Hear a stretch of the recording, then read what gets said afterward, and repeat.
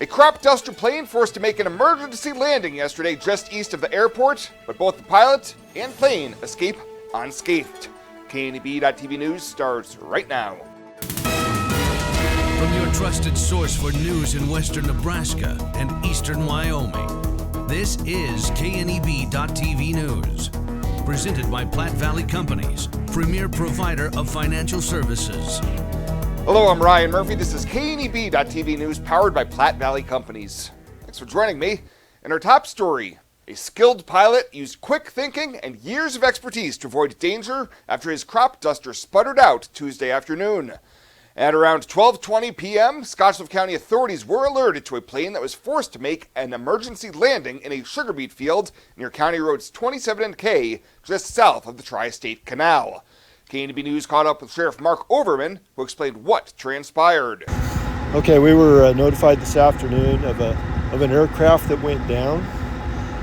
And so we got here and discovered that there was a crop duster. We've spoken with the pilot, who's a very experienced crop pilot, and he said that he had a mechanical problem. He was losing oil pressure and he could see oil leaking, and so he was trying to make it back to the airport.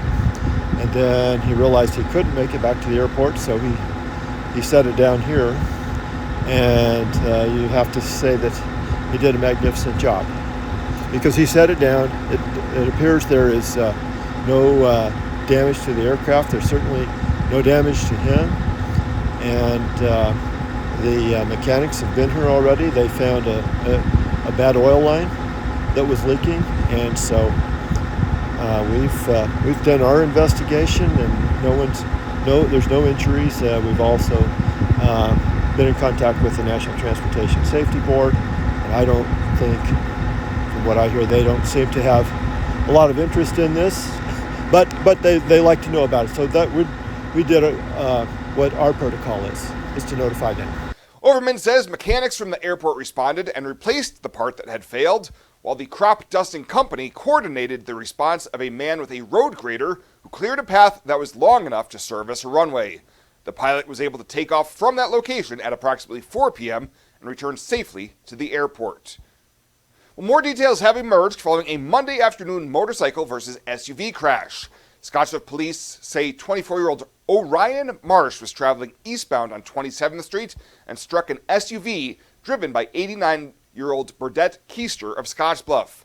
Marsh was transported to Regional West with critical injuries, and the investigation closed 27th Street in that vicinity for hours as officers conducted their investigation.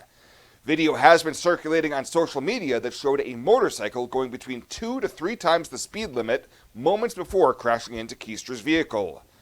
At the conclusion of the investigation, reports will be forwarded to the Scottsbluff County Attorney's Office for a review of potential criminal charges. We'll have more news right after this. Looking for free instead of fees? Platte Valley Bank can help you keep your finances moving forward with no ATM fees. Whether you're headed to the lake, the mountains, or just to the grocery store, you can enjoy the freedom of free ATM access anywhere, anytime. Platte Valley Bank. You belong here.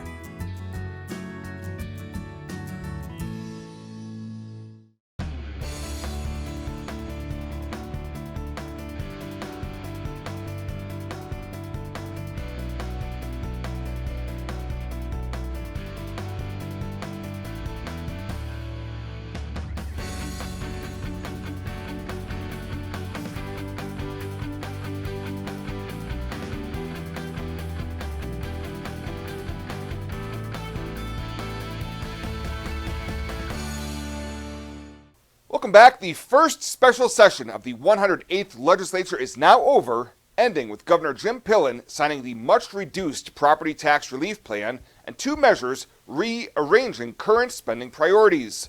During final debate on LB 34, which would ensure property taxpayers benefit from an existing tax relief program while capping property tax collections by cities and counties, Omaha Senator Justin Wayne tried to send it back to select file for an amendment to eliminate sales taxes on electricity. Wayne said his goal was to perhaps reopen discussions on what could really be done on property taxes because he was one of many wanting to do something special with the session.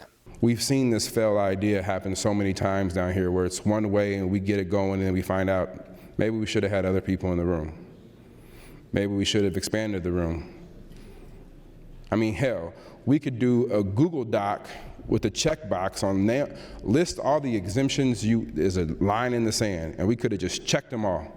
That would have been more productive than what we've done right now. The attempt was unsuccessful, and LB 34 and the budget bills, LB 2 and 3, each passed with final reading with the emergency clause attached before lawmakers adjourned sine die.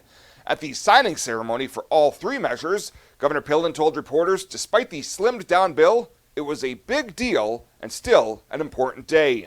We have no idea how many people are not coming to Nebraska because they go on the website and see what our property tax.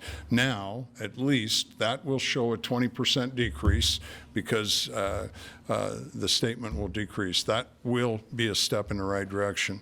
And then most importantly, this group of people have had the courage to finally say no. It's no. It's time to say no to property tax increases. Despite his rhetoric earlier in the year that he would keep calling special sessions until property taxes were reduced by 40%, Pillen told reporters he understood the math and who was drawing lines in the sand, so calling another special session before next year would be a mistake. Well, a hefty prison sentence has been handed down to the Alliance woman who was the center of an armed November standoff in Box Butte County. Back in November, Alliance police were conducting a welfare check on a juvenile at an Alliance mobile home park, but were confronted at the door by Yadira Garza holding a semi-automatic handgun and issuing threats. That proceeded to start a 6-hour standoff, which ultimately ended in the early morning hours. The 35-year-old pleaded no contest to a Class 2 felony charge of use of a deadly weapon to commit a felony, and last week in district court, Judge Travis O'Gorman sentenced her to 6 to 12 years in prison. Garza did receive 263 days credit for time already served. And the city of Mitchell is one of 12 communities across the state that will receive an Energy Efficiency and Conservation Block grant. The Nebraska Department of Environment and Energy announced the grants totaling just under $1 million received through the bipartisan infrastructure law. Mitchell received slightly more than $24,000 for energy-efficient lighting at the City Hall, Police Department, Senior Center, and Library. Eligible projects included upgrades to energy-efficient lighting, installation of renewable energy systems on government buildings, and development of alternative transportation infrastructure. I imagined retirement in a place where we could enjoy our golden years, where adventure and friendship are the only items on the schedule. The Garden Homes at Northfield gives us the luxury we planned for and peace of mind when it comes to convenience, safety, and comfort. We never have to stop and think about the day-to-day upkeep. We love to explore abroad, but most importantly in our backyard. So much to do, so much to see. Here at Northfield, we get the protection of life care, incredible tax benefits, and secured rates for aging services. It's peaceful, knowing that if our needs change, we'll be taken care of. And most importantly, that our kids will never have to make any tough decisions. There never seemed to be enough time to do all the things we wanted. Now we get to focus our energy on enjoying what this community has to offer.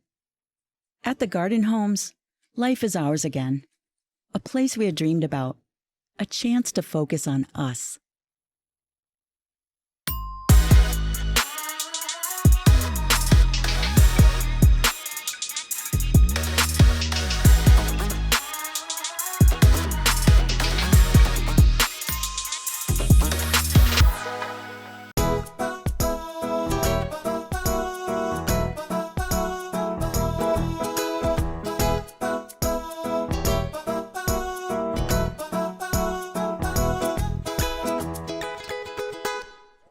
For this week's featured Pet of the Week, we meet Dumpling, a 7-year-old domestic shorthair that's been at the Panhandle Humane Society for just about 1 month now.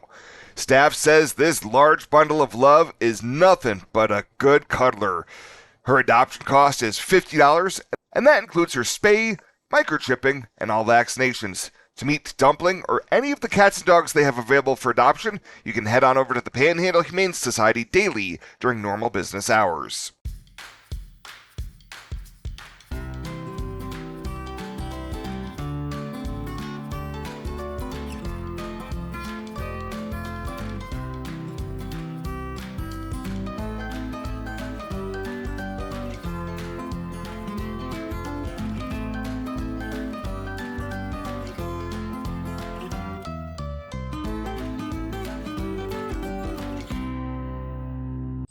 This isn't just a beautiful hospital. It's the home to exceptional patient care. This is where specialty clinics meet your needs.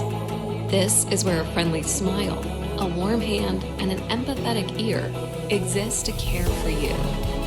This is us. Fox Butte General Hospital. Great things are happening here.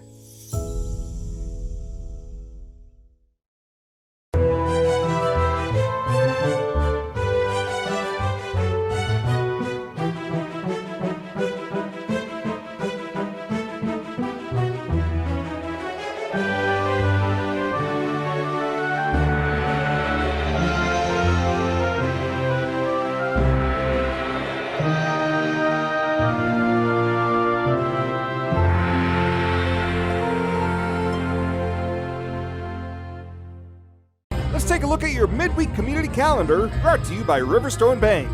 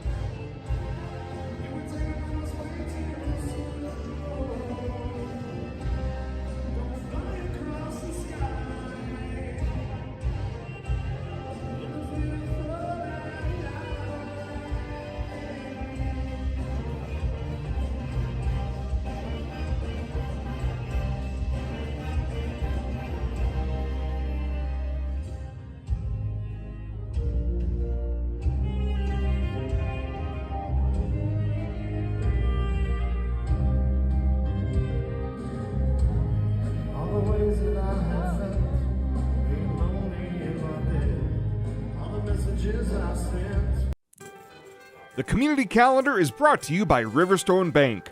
We're local and we love our community.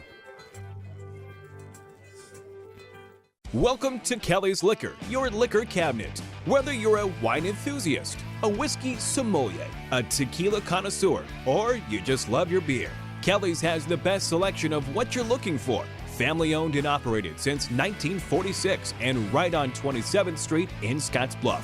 Come see us today at Kelly's Liquor, your liquor cabinet. And remember to be a good neighbor. Don't drink and drive.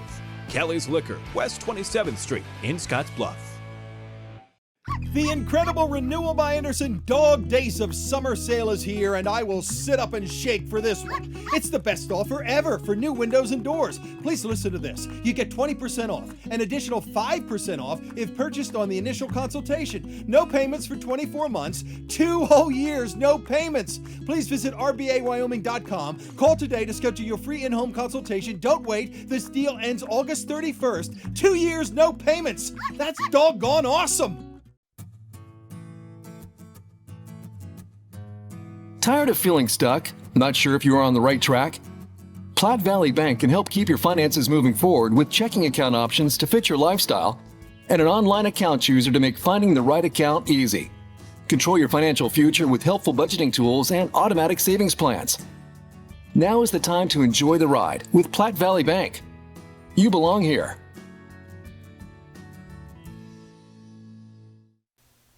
And finally tonight, Union Pacific Railroad has announced its famed Big Boy number 4014 locomotive will stop in more than 36 communities during its fall tour across 10 states, including 2 stops here in western Nebraska. The 2024 Heartland of America Tour kicks off August 28th from Cheyenne, Wyoming, and will head east. On Wednesday, August 28th, the Big Boy will make a stop in Kimball for the public to view, and the following day, Thursday, August 29th, the locomotive will make a stop in Ogallala. During the tour, the Big Boy will pass through Arkansas, Colorado, Illinois, Iowa, Kansas, Missouri, Nebraska, Oklahoma, Texas, and Wyoming. Well, that does it for us this time. Thank you so much for tuning in. Stay safe out there. We'll see you here next time.